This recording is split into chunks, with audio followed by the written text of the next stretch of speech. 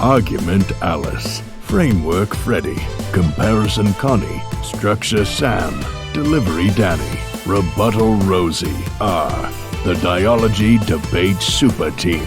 They are here to help develop your superpowers.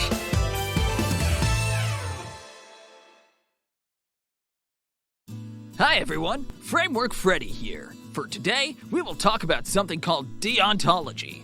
Deontology is one of the main frameworks of principled arguments. It is the belief that actions are either right or wrong based on strict rules and duties.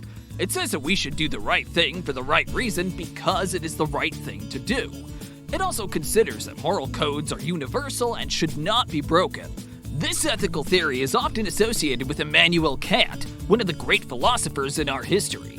He says that an action to have moral worth must be done from duty.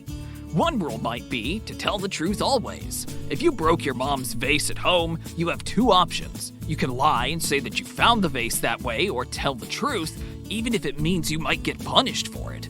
Deontology tells us that we must tell the truth always, even if the outcomes might not be favorable to us. This is because good and bad are clearly defined and must be followed. The strength of this framework is that it is simple to follow. Most of the time, we understand what right and wrong are. We're taught this at a very early age. We are told that we must always do the right thing because it is good. We are also taught to avoid doing the wrong thing because it is bad. We are taught not to hurt others, not to lie, not to cheat, not to steal, and many more. We live most of our lives with these simple rules to guide us. This framework might seem simple, especially since it paints situations in black and white, but sometimes the strict nature of this ethical theory makes situations complicated. Let's look at a debate where deontology might be tested. For the topic, resolved, it is justified to use violence to defend the environment. There's a battle between outcomes and beliefs. Pro team might argue that violence is justified because it will lead to more benefits, especially if it stops people from cutting down the forests and polluting the seas. The con team, on the other hand, might come up with a deontological argument about how violence is always wrong because we must never hurt people no matter what they are doing.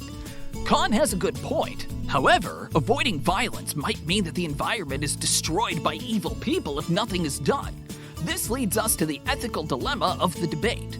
For this topic, we can see there is no clear right or wrong. It will depend on whether you believe that the outcomes are important or if the rules must be followed all the time. It is important to know what deontology is because it helps guide us when we are making decisions and making arguments.